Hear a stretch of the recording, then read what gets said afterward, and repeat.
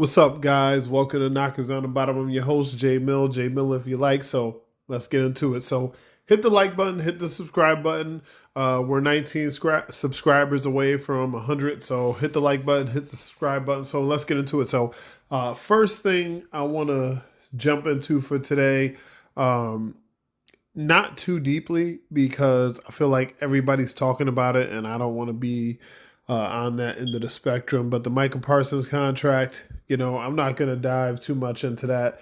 I feel like everybody's diving into that. All I will say is I feel like Micah is completely justified and within his right to request a trade from the Dallas Cowboys. Do I think it will actually happen? No, I don't think there's any chance that that actually happens. But at least I feel like he is within his right to make that trade request. So, one of the first things I want to dive into before we get into the joint practices and what we've seen over the last little bit since the last episode, I want to dive into Jerry Jones just a little bit. So, Jerry Jones to me is an interesting character. When I speak about the Cowboys as an organization, most of the time I'm actually speaking about Jerry Jones. I'm speaking about Stephen Jones as well. And there's a lot of other people in there, but for the most part, it's Stephen and Jerry because I don't feel the same way about Will as I feel about Stephen and Jerry. To me, it looks like this. So Jerry's biggest thing is that he fears the day that people stop talking about the Dallas Cowboys, right? So Jerry has famously said several times that he'll stir it up, right? It doesn't matter. If people are not talking about the Cowboys, he'll stir it up. He'll drag out things. He'll make sure that we're in the news as a team, no matter what. He doesn't necessarily care how we're talked about, right? He doesn't care how the Cowboys are talked about. It could be negative, it could be positive. He doesn't care about that so much. All he cares about is that the Cowboys are actually being talked about. That is the number one aspect of this thing. So there's that. So the second part of this whole stupid situation is that from a just being objective, from an objective standpoint, the Cowboys are costing themselves money, right?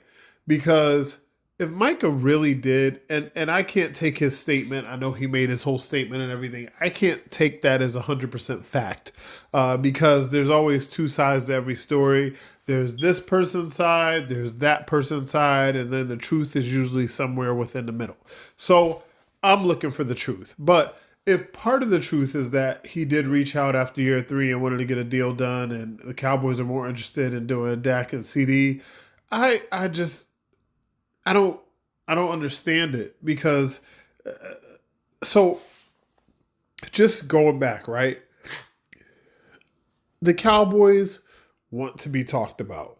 The Cowboys want to be the NFL's signature franchise. They want everybody just having them at the tip of their tongue. And I get it, right? I'm doing a podcast at the Cowboys. There's like a gazillion other people doing it. There's radio shows about it. ESPN is running it. So they're getting what they want, right? But at what point does it come to the point of, hey, we want to put a winning team on the field and try to go win a Super Bowl. And you know what? We want to have as little distractions. And it's the NFL. So I get it. There's always no distractions, right?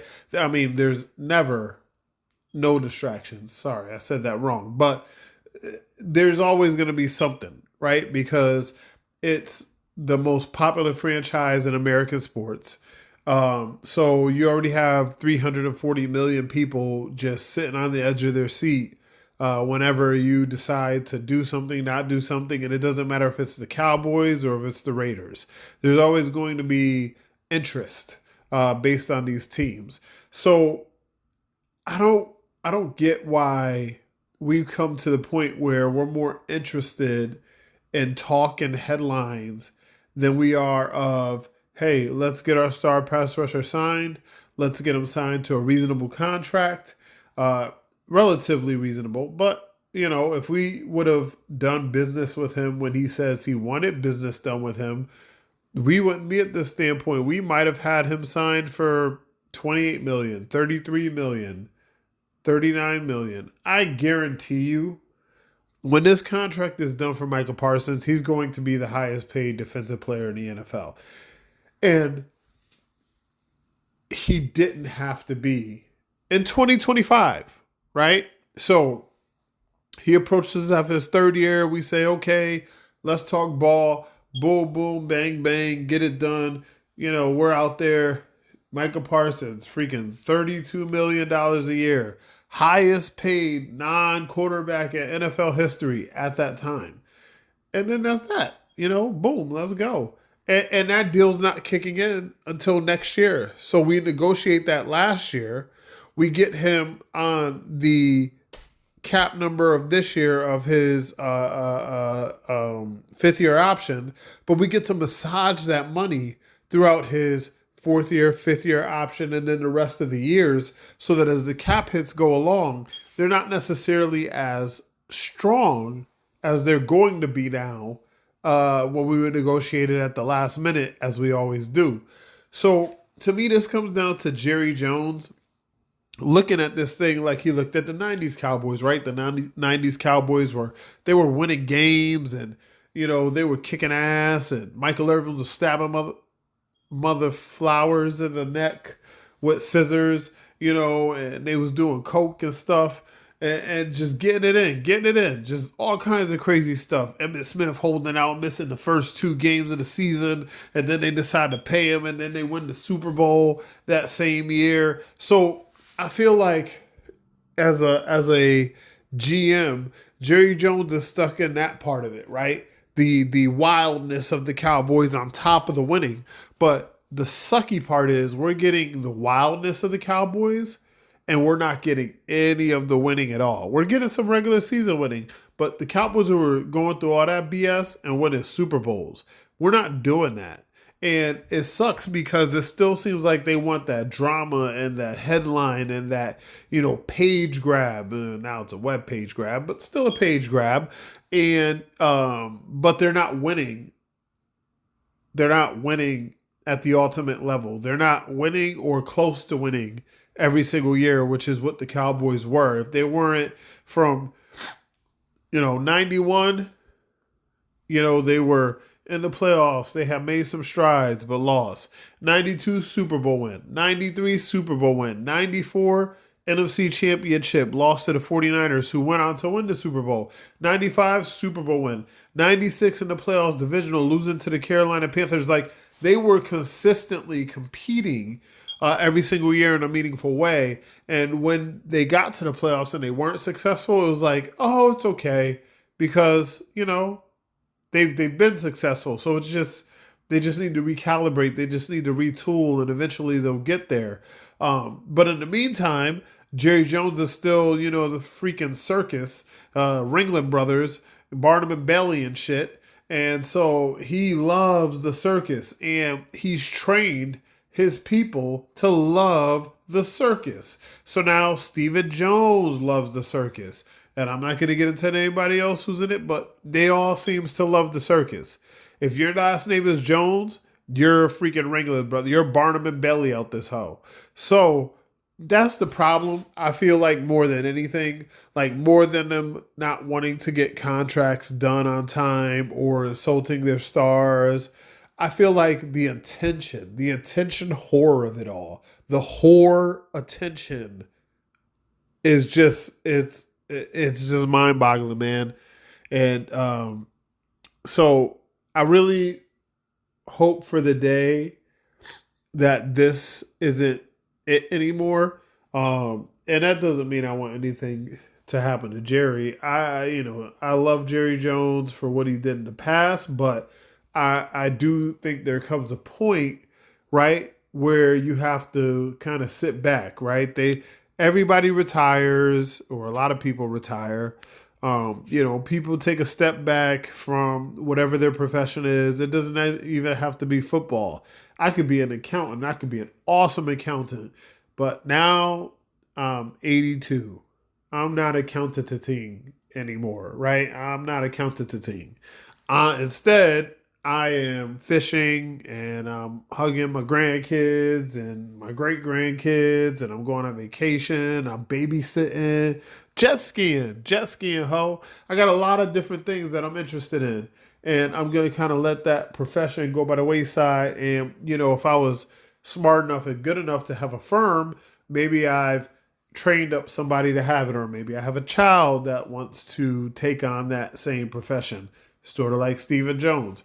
But either way, at this point, I'm stepping back. Jerry Jones needs to step the F back. I feel like this is the first time I actually feel like, because I used to always feel like it was overrated when everybody's like, Jerry Jones shouldn't be the general manager. He's the problem with the team. And I'm like, yo, bro, the problem with the team is that they don't win, right? They pick good players get in the field, and then those players don't win. But now if you start to look at like the psychology behind it all and kind of like the circus that goes around these players, like you're making barriers and deterrents for your players where they don't need to be, and you wonder why they're not performing where you want them to. Or maybe you don't care anymore. Maybe you've already won your 3 Super Bowls, and even though you run them, before dinosaurs roamed the earth, you don't care because you've won them. So now, you know, you're more content with the attention, the business, the having my name spoken all the time. My name rings bells like Sunday at 12 o'clock, things like that. So, okay. But this is a problem, and it's going to continue to be a problem for the foreseeable future. I hope we have a good enough coach to eventually overcome that stuff, but we'll see.